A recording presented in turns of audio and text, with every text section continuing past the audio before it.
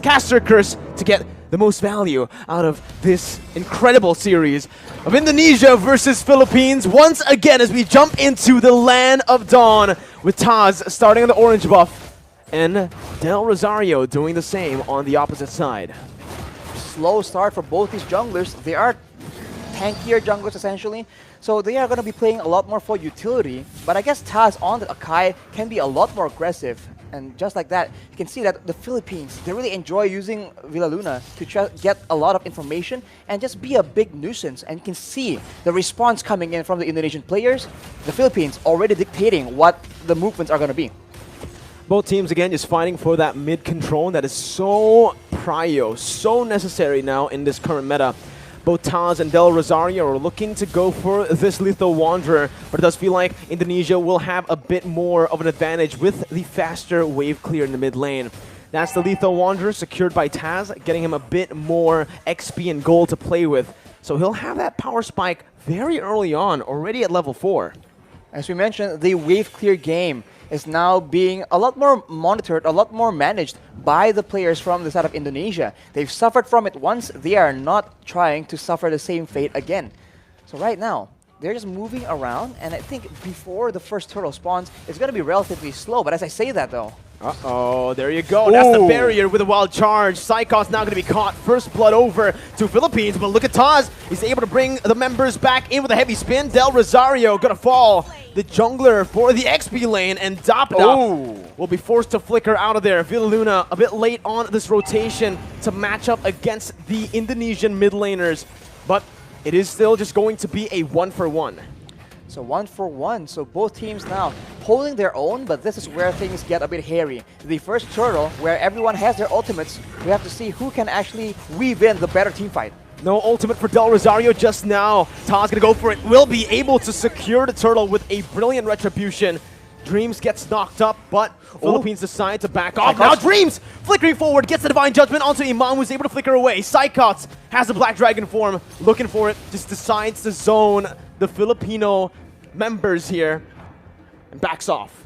Back away, and we can take a look at how the changes have impacted this Faramis, right? The Cult Altar was used in that fight, and with one single spell, the rest of the team from Indonesia is able to melt down that HP bar. So it really isn't an all-win teamfight solution, but it is very situationally used to help save members from big burst damage.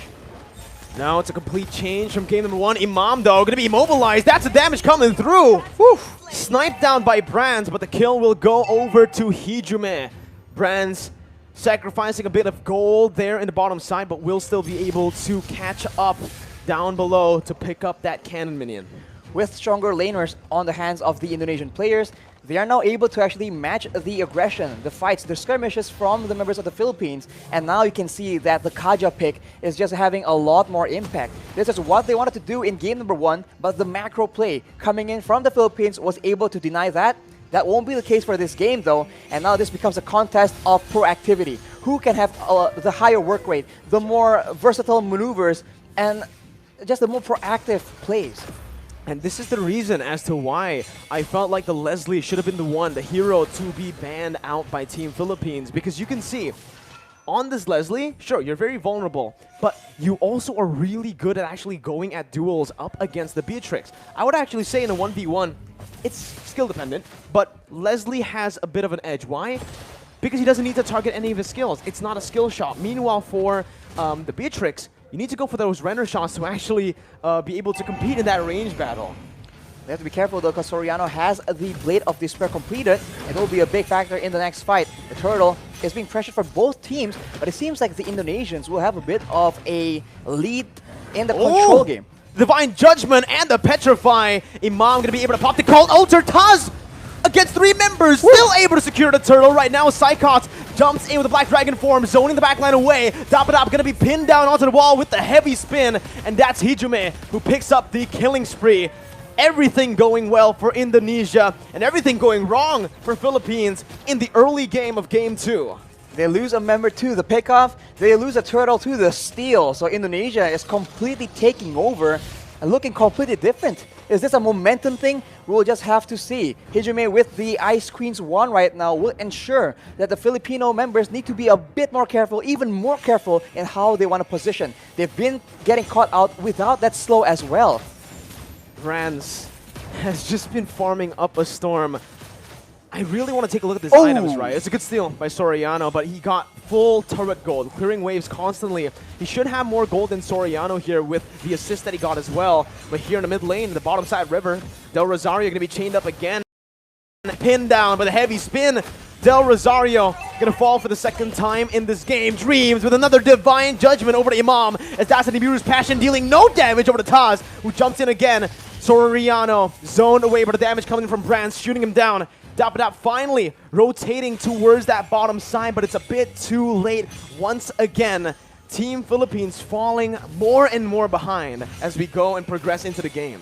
The Philippines are having very much trouble trying to manage distance because they're being slowed an insane amount. At any moment, it starts with the slow and then it gets followed up with the divine judgment, with the heavy spin. So Indonesia's pick-off game is going exactly how they want it to. And right now, they also have the advantage when it comes to range and also when it comes to that late game. They have that artillery with the real-world manipulation, and they also have the Leslie that can do a lot of true damage up to 2k in a single hit. And in the late game, Soriano will have a lot of issues trying to get any impact done in the middle of a big team fight.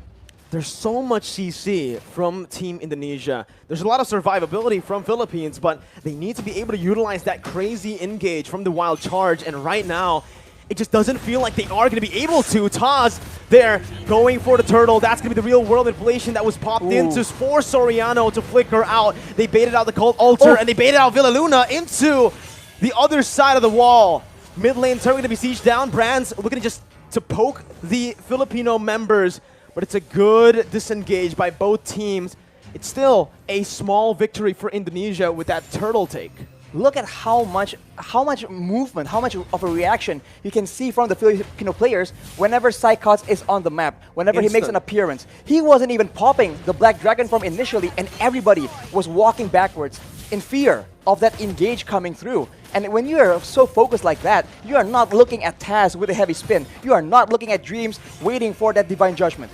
What I want to look at is definitely the items here for Brands, because I wonder how much gold he's actually gone this game. So far, he has been left untouched to free farm. And he's dealing so much damage. That's going to be the flicker over to Divine Judgment as well to find Del Rosario. The true damage does its work. Brands picks up the kill. Dapadap trying to look for a re-engage now, but only taunting Taz.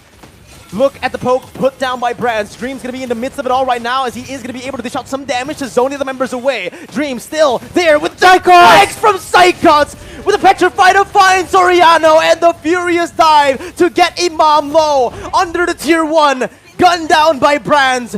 It's a 2-0 trade for Indonesia. Unreal execution coming in from Indonesia right now. We thought that Psychots was the main distraction. He was the one coming in from behind. You barely notice it until it's way too late. Let's take a look at that replay right now. The fight was breaking up. There's a lot of action back and forth, and Psychots out of nowhere. The tower doesn't even matter because it's way too low. Indonesia able to actually push Philippines into a very uncomfortable position, and now with all the advantages when it comes to crowd control, when it comes to damage, they are looking at a cruising victory in game number 2.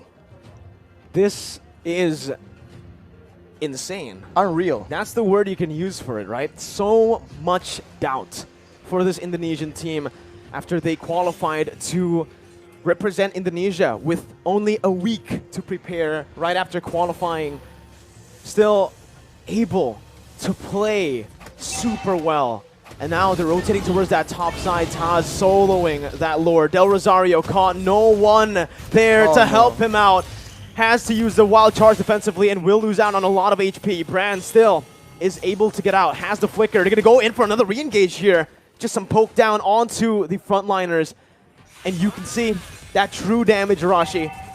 I really wonder what the items are looking like right now, because the damage is pretty unreal already in 9 minutes for a Leslie.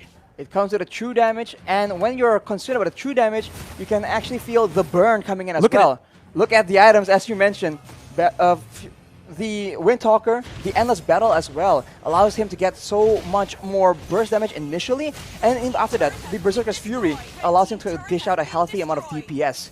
On the other hand, you can see the Iesf, right? Hijumi with the glowing wand, all these tanky members are taking percentage HP damage whenever he's dishing out these spells, and they are absolutely spammable, and the siege game is dangerous. Luna going to be caught in that real-world manipulation. Imam as well, zoned away. The wave manipulation from Indonesia, absolutely phenomenal, as they are going to be able to use the Lord down below to pick up a turret. With Psychot zoning the other members away with a Black Dragon form as well. That's base turret number 1 taken down. Top side pushing in, but Indonesia will decide to just play it slow, clear out the mid lane, and reset. They have an absolute advantage when it comes down to those siege situations. Having the Iesf, having the Leslie means that you do not have to go and force those fights, because there's no other way for the Philippines to dish back that kind of damage. Soriano is the only solution they have, and at this point, when the only option you have, when you only have a single option, it becomes very easy for your opponents to try and adjust to that. But the Philippines, it seems like they are not willing to completely concede control just yet. They need to be very careful though, because the flank game, that flank game is just so on point from Indonesia right now. This is what we saw in Game 1, only just the opposite happening here in Game 2. Indonesia having control the whole 10 minutes early on. Philippines with a very similar flanking position here to look for something, but it's going to be a concealed play from Indonesia. And oh my god, Dreams finds the Divine Judgment onto the best possible target. Soriano's out. Dapadap has to flicker out, but Psychos chases him down with a passive. Dapadap still surviving here. Only one member taken down, but that might just be the member that Indonesia needs to pick up some more base turrets. That high ground control is no longer available for Soriano. Dapadap trying to go in for some damage right there, but it's actually going to be petrified from Imam! He's going to be taken down. The wild charge in desperation. Luna in the back has to back off. It's an absolutely insane game and an insane performance from Indonesia as they knock Philippines down to the lower brackets. How? What? Oh my, we have no words left right now.